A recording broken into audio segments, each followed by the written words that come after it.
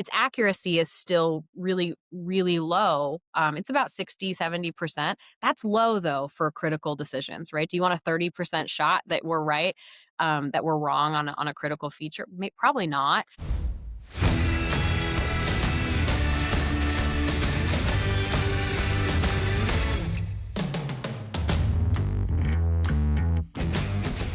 Welcome to the Digital Transformist. I'm Mike LaVista, and today we have a guest from inside the company uh, here to talk about an issue we've been tossing around for a little while. And now it seems as good a time as any to talk about following what's happening with copyrights and the use of training material for AI. And so I'm going to welcome Hannah Deason, who is our Chief Operating Officer here at Paxi, who's been following this and also studying for a law degree herself. And interested in all these topics mixed together. So Hannah, welcome and tell us about what are the hot topics that that we're following right now, especially around copyright and AI. Yeah, there's a lot going on right now. And it's been a roller coaster of a year for AI because we had the one big beautiful bill, which among a queue of things that affected businesses all over the place, one was whether or not there would be a 10-year moratorium on state regulation for AI to speed it to market. That was ultimately axed in the bill. And so what that means is states are left to still govern themselves as it relates to AI and what they do. And so as a result, there's a lot of really interesting things happening, both with what states are saying people are allowed to do, um, and what businesses are wanting AI to do with their data. And so that brings us to a lot of the copyright lawsuits. So while we were having a do we regulate and how do we regulate statewide or nationally, we were having a what's the difference between scraping data and using that data to train and deliver, and where does that cross into copyright? And for a while, there have been a lot of lawsuits around copyright infringement. Most of them had been either shut down or settled, not a lot of movement. That was until the Anthropic case, where it was a huge settlement, which resulted in both a payout in the many's of millions, but also the agreement to destroy their data that they had taken. And so the question begs, how many more lawsuits come? Because as this being really a landmark case, and a little bit of a watershed moment for nope, regulations are coming. How you use and what fair use is in training data has a new definition. It sets up a precedent for many others to follow. And we're seeing that Hollywood is coming in now and using that same roadmap. They will likely win. I mean, to be determined. So, what does that mean? Is a really, really interesting question in our space. How will that affect users and the data that they're getting? How will that affect businesses and the leverage they have with AI to grow? So let's talk about how it affects. So I think the two audiences I want to think about are how does this affect the end user, like people are actually using it, and then how does it affect the creators, like an Anthropic, like an OpenAI, et cetera. So I think on the corporate side, on the OpenAI Anthropic side, I think your point is that they're going to be probably forced to follow these rules eventually. And I even sort of wonder aloud about an idea. Like I remember when music went to the streaming platforms, and there was like a lot of like consternation about how that was going to work out. And I have a prediction that what's going to end up happening is some like really like tiny insignificant fee for using your photo was going to be set up. So like, a billion streams is worth, $1,000 or whatever crazy amount it is, that, they're going to find a way around it eventually or something. But like, what's your take on how do you think that'll end up? And is because I think you made the point about we're not going to slow our investment. So how are they going to reach a settlement, do you think, if you had to Yeah, project? I think there's a couple of things that can happen. I love the music analogy because if you remember, it's the funniest thing to think about now because streaming is so tuned to our everyday life. But like Napster existed for about 15 minutes before they said no, it will not. And then we were punished a little bit. We kind of had like a fallback in technology for a few years as everyone got rattled, and then eventually came around to what would be iTunes and Rhapsody and of course Spotify. And I don't think that'll happen this time around. I do think that probably the data gets worse briefly. I know that folks were expecting this was coming, and I know that Meta, at least, was starting to look and see about how, if it had to purge data, how it could keep some sort of ambiguous memory about that data so it didn't lose all of its training. And I think that's really interesting, kind of like that moment of, you may have you nearly drowned as a little kid and you didn't, but you now have a fear of water and you don't really remember that moment at all, but you remember you have a fear of water. And that was the idea used with some of like that phantom memory. Is there a way to generally sort of remember some of those elements, even if I have to purge that data, which I think is kind of an interesting thing to think about, how an algorithm could pivot to do that. And I think from a what's the shakeup on how data will be impacted by this? Uh, Companies like an Anthropic, and OpenAI, they're going to have a choice to voluntarily come to the table and help define what some of these regulations are and how to pave that forward, or they're going to be told what to do. And I think that the companies that, Anthropic, ChatGPT coming out and saying, we're going to voluntarily change how we're delivering some information, gives them leverage, hopefully, to satisfy their investors and keep data valuable. I wonder if there's a possibility. I'm going to be a little bit of a cynic. Your idea, your notion about like will they erase the data? I feel like in the last couple days, a story came out that Google's incognito browser wasn't actually incognito, and they were tracking you all along. And I think the same came out about NordVPN the last couple of days. And so I'm reminded of the story that maybe kind of maybe a little insignificant, but I think something like Bill Gates had a Porsche that he bought and was had like illegal exhaust or something. And the fine for it was like $27 a day, which he happily paid, and it was fine. I wonder if there's a point where they're like, yeah, we actually did keep the data and we're fine. $1 million, $10 million, whatever you want, it's fine. And because we're still spending 10 billion a year on it, I don't know. Maybe I have a learned distrust of their ability to comply with these things. Maybe that's unfair. What's your thought on whether they'd actually do it?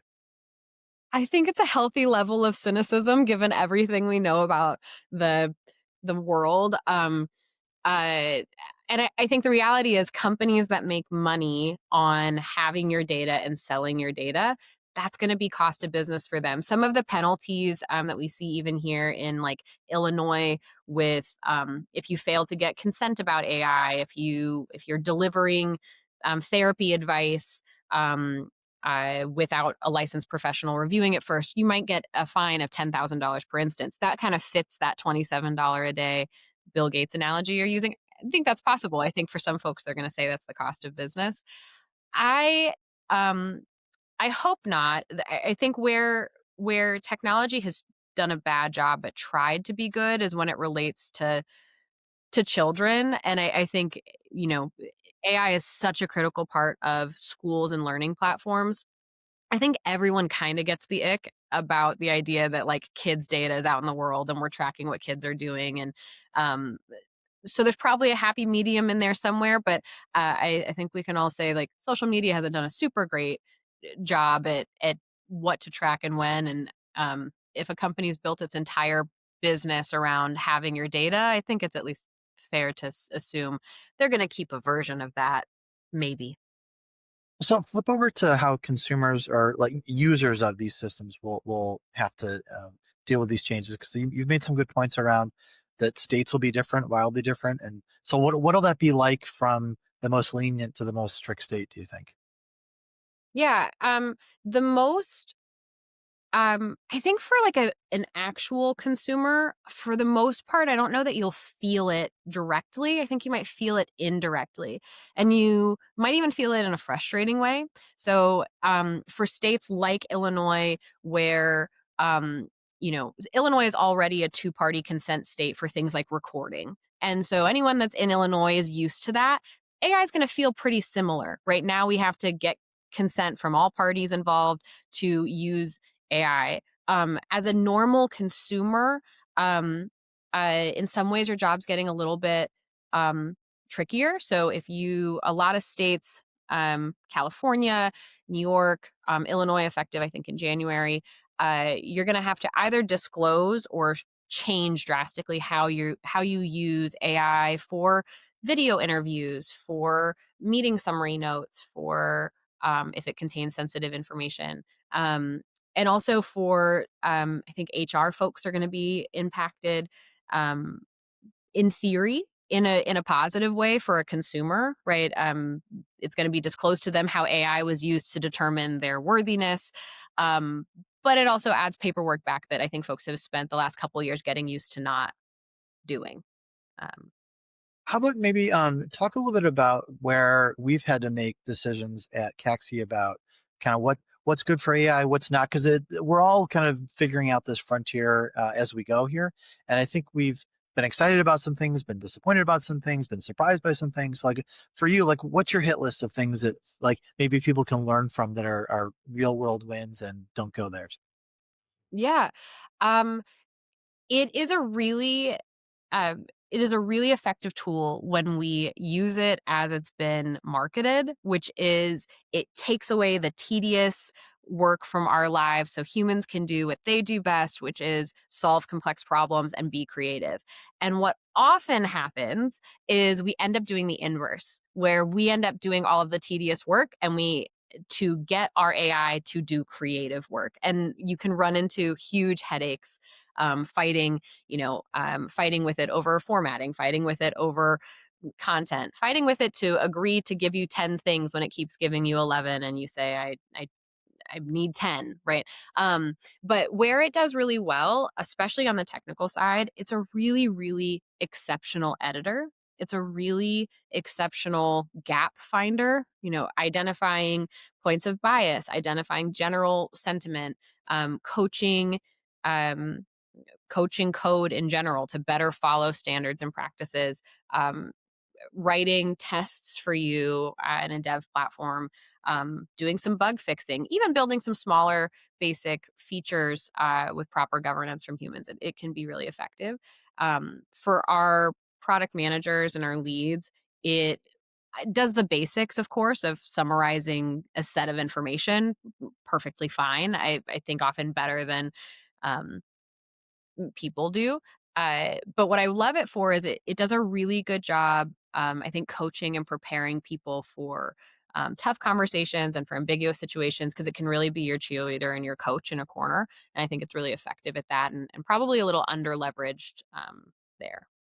Interesting. So maybe give me I have an idea for what you're just talking about to go back into the philosophy of this. I'm curious about your opinion of. It seems like some of the legal um, uh, ideas to unravel are around the idea of whether or not the AI produces a transformative effect. Like, is it making it different enough to be something that is protected? And I feel like I did a little bit of research that seemed like some courts are starting to be open to the idea that it is, which would kind of be a super slippery slope. I'm curious if you run into that, like what just philosophically what you think of that as an argument and where you think the courts might take that. Yeah, I think that um, it hasn't been AI is not unique enough from the internet, I think, like as ideas when we talk about like the dot com boom and we talk about this, that it feels like it would follow anything different than the dot com boom. Like law is slow and it's slow on purpose, and I think there's annoyance to that and also huge help to that. Um, because obviously huge things that seem like they're going to take off can fall overnight, as we saw with like NFTs, right? Like so it's law is really good at letting things wait and see, is this a trend or is this real? And then it's up to the innovators and the brilliant folks to like push it along enough to make it essential. Is AI essential today? No, but I think everyone really believes in its potential to replace um, and supercharge a lot of what we do. So I think folks, even if, you know, its accuracy is still really, really low, it's about 60, 70%. That's low though for critical decisions, right? Do you want a 30% shot that we're right, that we're wrong on a critical feature? Probably not.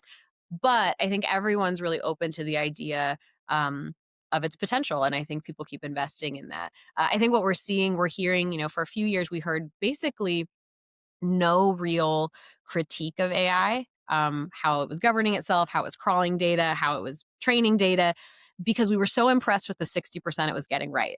And now you have the situation where people are starting to become power users and you're getting frustrated with the things that it can't yet do or it can't support and how often you're fighting with it.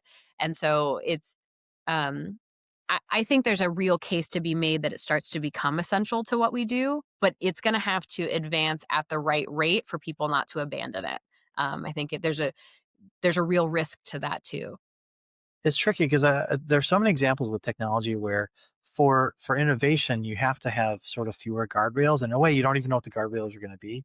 I remember this is like a super old example, but I remember when FTP first came out as like a so that's a technology that moves files around that they didn't think about like authentication until later. It's like, oh, what's amazing, we can transfer files down. It's like, oh wait, the other people can snoop and steal these. Oh, that's a bad idea.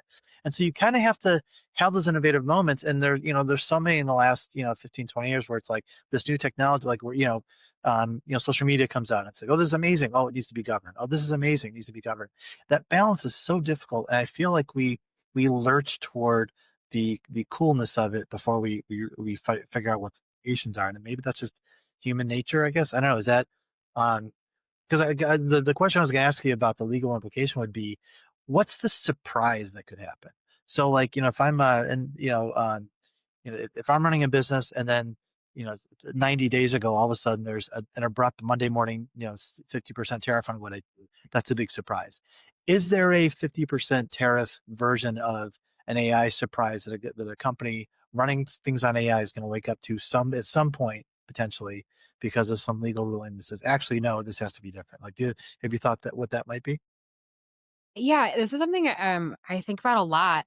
I think that companies that stay API driven and agnostic in what AI services they're leveraging are going to be best served by those unknowns in that moment. Because as with all things, you have this kind of fair market right now of competition in AI. There will be winners. There will become big players that will own whole markets and niches, and then there will be the occasional big player that will close or merge. And so being agnostic as best as you can, besides what you're building on your own internally, can help you stay ahead of that huge unknown. Things that I think um, we haven't thought about a lot yet is that could cost a company money are things like um, who owns the words that AI says? And that's a real factor, especially if AI wrote most of that book that gets published. Who owns that? Now, if that book's not successful, I doubt Anthropic or anybody else cares. But if that book becomes a bestseller, you might care a little bit more. Or if that book's convinced somebody to do something harmful, somebody might care a little bit more. Who owns that information? And then I think in the same way, um, will AI be protected um, with First Amendment rights the same way? There's a couple of cases that have come up.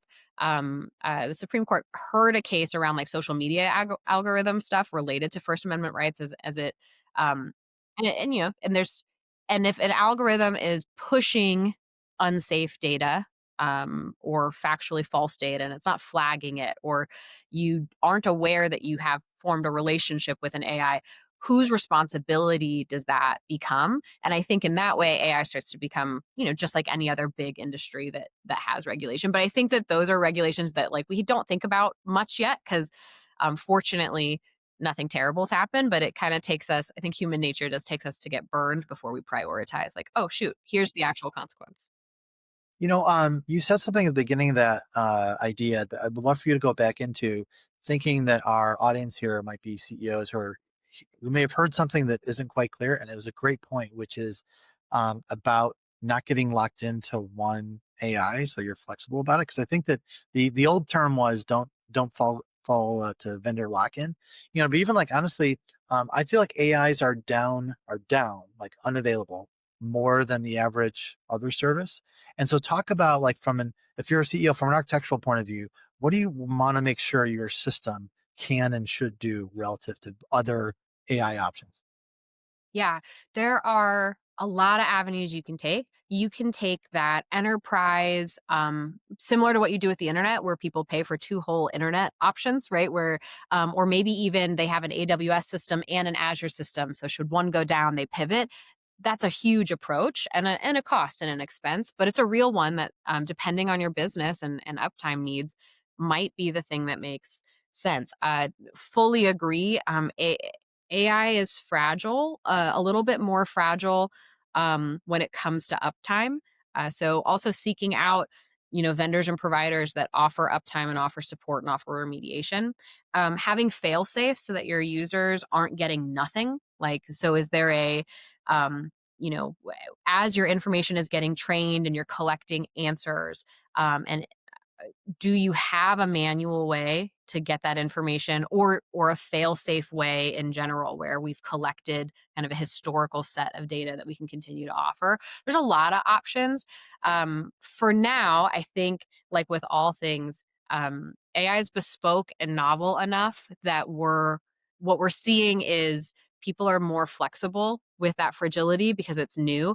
That's not going to be true 5 years from now, right? So, AI also, in the same vein, they have to get better at staying up and staying reliable and not losing connections. It probably requires some advancement in other supportive technologies. Like, there's a lot of keys that need to be refreshed, right? Which are or tokens, authentication between services that need to be refreshed at kind of a really high rate. And I think we're still using um, before AI, there were a lot of other no code, low code tools like if this, then that, and Zapier. And I think a lot of AI are still using that same protocol. I don't think that works at the volume that we're seeing. So there's some other advancement to happen or something new.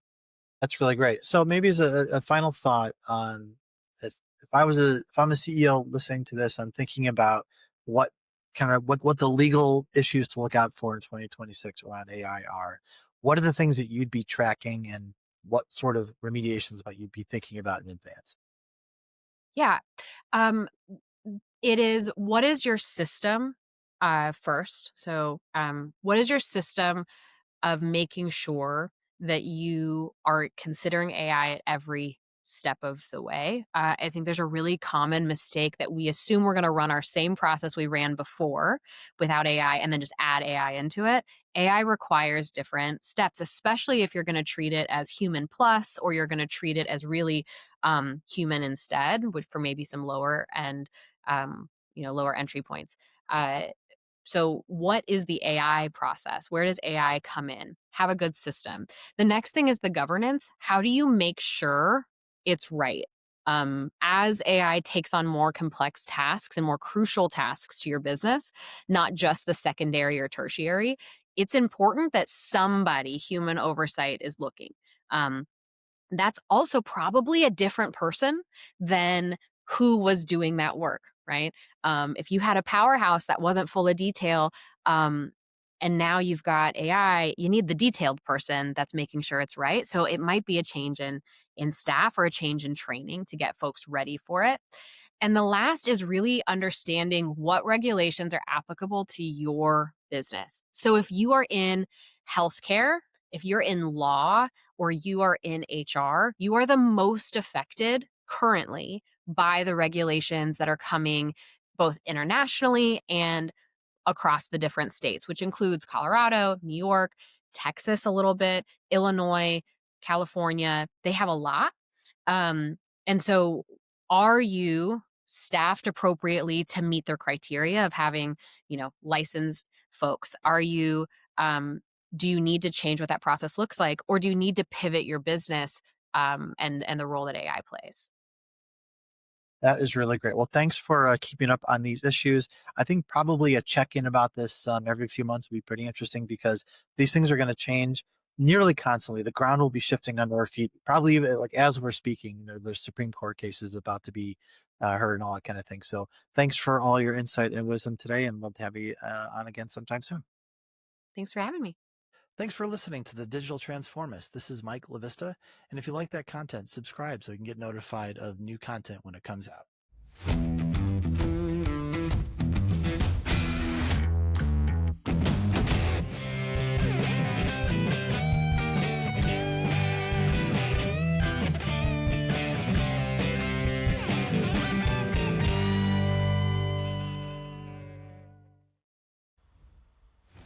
The Digital Transformist is a podcast of Maxim Brand.